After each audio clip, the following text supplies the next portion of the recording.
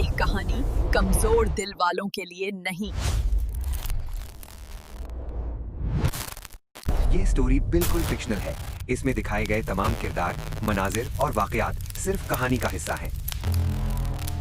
एक रात मैं दोस्त की शादी से अपनी बाइक पर घर जा रहा था। सड़क पर बहुत ज्यादा ट्रैफिक था।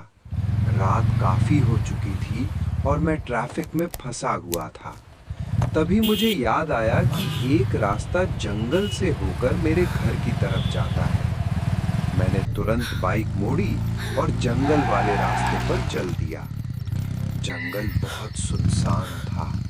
रात बहुत गहरी हो चुकी थी। जानवरों की आवाजें आ रही थी। कुत्ते भौंक रहे थे। मैंने बाइक की रफ्तार बढ़ाई। हर तरफ डर का माहौल था कि अचानक मुझे लगा रास्ते में कोई खड़ा है। मैंने बाइक की स्पीड धीमी कर दी। जब मैं पास पहुंचा तो देखा कि एक लड़की ब्राइडल ड्रेस में खड़ी है। फिर उसने हाथ आगे बढ़ाया। मैं उसके पास गया। वो धीरे से बोली, हेल्प मी। मैंने पूछा क्या हुआ?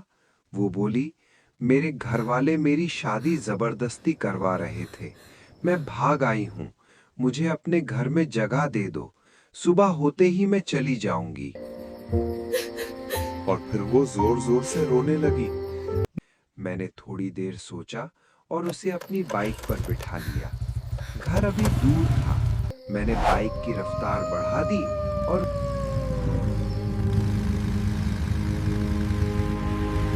उसे अपने घर ले आया।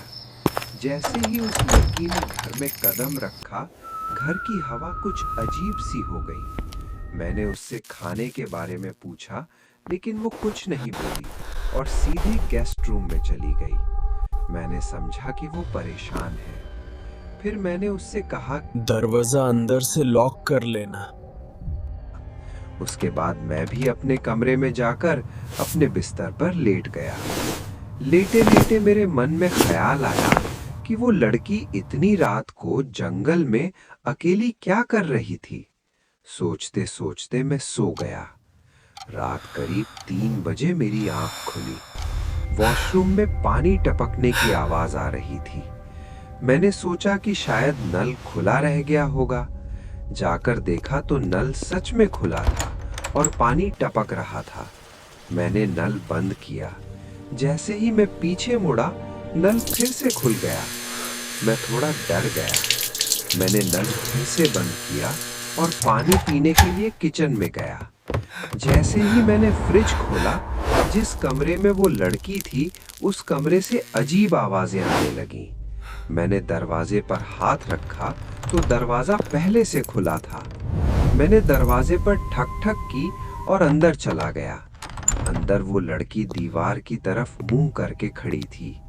जैसे ही मैं उसके पास गया और उसके कंधे पर हाथ रखा, रोने की आवाज आई। मैंने पूछा क्या हुआ? तभी वो अचानक घूम गई। वो पल मेरी जिंदगी का सबसे खौफनाक पल था। उसकी आंखें लाल थीं, आधा चेहरा जला हुआ था और उसकी भयानक हंसी सुनकर मैं जमीन पर गिर गया। वो लड़की भी अजीब तरीके से जमीन पर बैठी और मुझ पर हमला कर दिया।